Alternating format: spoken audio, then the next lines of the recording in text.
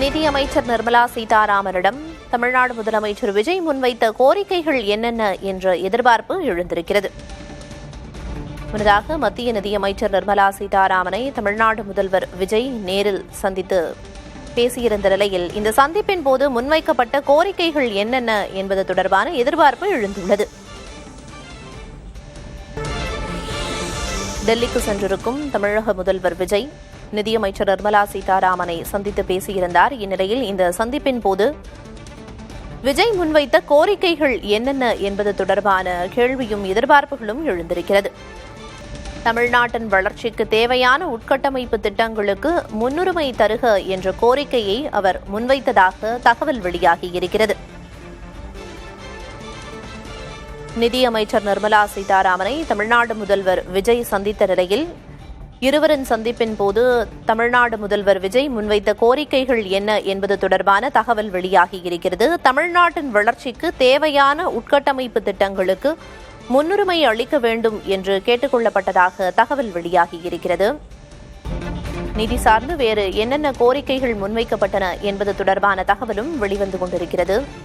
Railway திட்டங்களுக்கு நிதி தேவை என்று முதல்வர் வலியுறுத்தியிருக்கிறார். மேலும் துறைமுகங்கள், நெடுஞ்சாலைகள், ரயில்வே திட்டங்கள் போன்றவற்றிற்கு நிதி ஒதுக்கீடு செய்ய வேண்டும் என்றும் கூறியிருக்கிறார். தேசிய முக்கியத்துவம் வாய்ந்த கல்வி நிறுவனங்களை தமிழ்நாட்டில் நிறுவிட வேண்டும் என்றும் விஜய் கோரிக்கை விடுத்திருப்பதாக தகவல் வெளியாகியிருக்கிறது.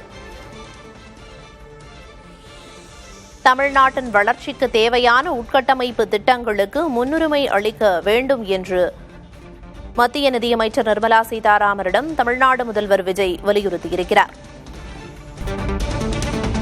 கோவை, மதுரை மெட்ரோ தொடர்பாகவும் முதல்வர் கோரிக்கை விடுத்திருக்கிறார். ரயில்வே திட்டங்களுக்கு நிதி தேவை என்றும் வலியுறுத்தியிருக்கிறார்.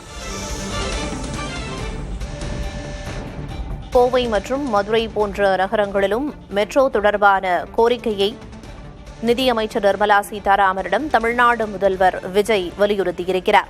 ஓசூர், கோவை, மதுரை போன்ற நகரங்களுக்கு மெட்ரோ திட்டங்களுக்கு நிதி ஒதுக்கீடு செய்ய வேண்டும் என்ற கோரிக்கையையும் முன்வைத்துள்ளார் தமிழ்நாடு முதல்வர் விஜய். துறைமுகங்கள், நெடுஞ்சாலைகள், ரயில்வே திட்டங்கள் போன்றவற்றிற்கு நிதி ஒதுக்கீடு செய்ய வேண்டும் என்றும் அவர் கோரிக்கையை விடுத்திருக்கிறார். மேலும் தேசிய முக்கியத்துவம் வாய்ந்த கல்வி நிறுவனங்களை தமிழ்நாட்டில் நிறுவிட வேண்டும் என்றும் வலியுறுத்தியிருக்கிறார்.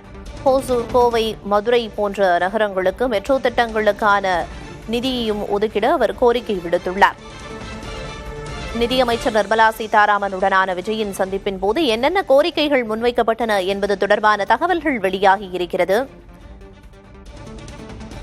துறைமுகங்கள், நெடுஞ்சாலைகள், ரயில்வே திட்டங்கள் போன்றவற்றிற்கு நிதி ஒதுக்கீடு செய்ய வேண்டும் என்ற கோரிக்கையை முன்வைத்திருக்கிறார். மேலும் தேசிய முக்கியத்துவம் வாய்ந்த கல்வி நிறுவனங்களை தமிழ்நாட்டில் நிறுவிட வேண்டும் என்றும் அவர் வலியுறுத்தியிருக்கிறார்.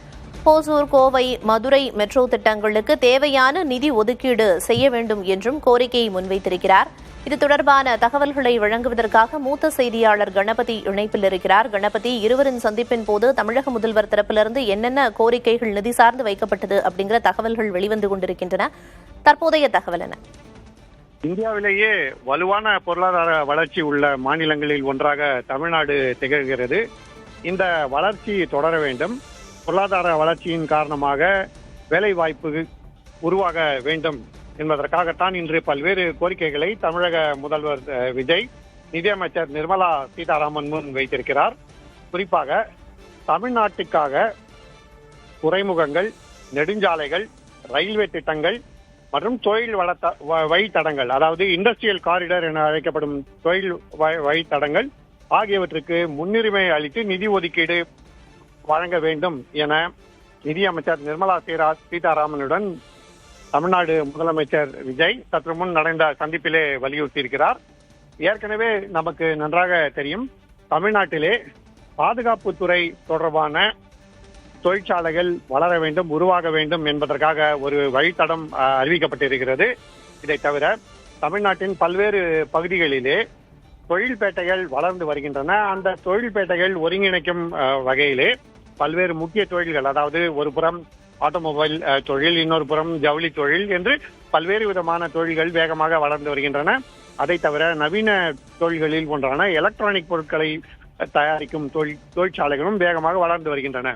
இதையெல்லாம் இண்டஸ்ட்ரியல் காரிடர் என்று சொல்லப்படும் வகையிலே தொழில் வழித்தடங்களாக வளர்ச்சியடைய உதவி செய்ய வேண்டும் என நிதியமைச்சர் நிர்மலா சீதாராமனிடம் தமிழ்நாடு முதலமைச்சர் விஜய் கோரிக்கை வைத்திருக்கிறார். ஏனென்றால் இத்தகைய உட்கட்டமைப்பு வசதிகளை உருவாக்குவதற்கு பெரும் அளவிலே நிதி தேவைப்படுகிறது. அத்தகைய நிதியை செலவிட்டு உட்கட்டமைப்பு வசதிகளை உருவாக்கினால்தான் பின்னர் அதன் மூலமாக புதிய தொழிற்சாலைகள் உருவாகும், வேலை வாய்ப்புகள் உருவாகும்.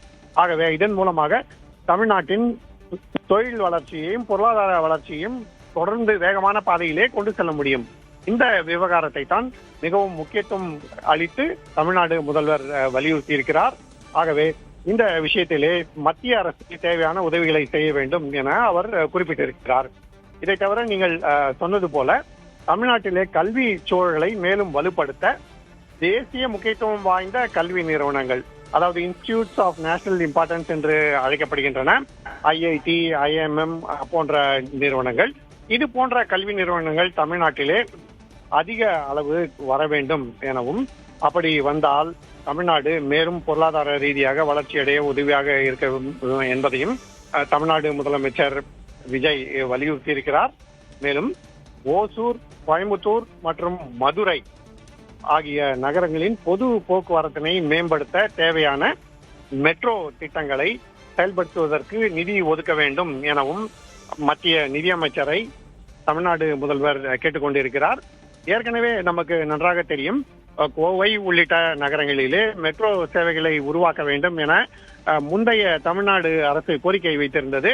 அப்போது மெட்ரோ திட்டங்களுக்கான பல்வேறு விதிமுறைகளுக்கு உட்பட்டு இந்த திட்டங்கள் இல்லை என்கிற காரணத்தால் அந்த திட்டங்கள் ஏற்றுக்கொள்ளப்படவில்லை. அதாவது சம்பந்தப்பட்ட நகரத்திலே இத்தனை ஜனத்தொகை இருக்க வேண்டும், மெட்ரோவிலே பயணிக்கக்கூடிய இத்தனை பயணிகள் இருக்க வேண்டும், அந்த அளவுக்கு பயணிகளுடைய தேவை மற்றும் நகரத்தின் தேவை இருந்தால் மட்டுமே அதற்கேற்ற வகையிலே மெட்ரோவுக்கு முதலீடு செய்ய முடியும் என்பது மத்திய அரசின் நிலைப்பாடாக இருந்து வருகிறது.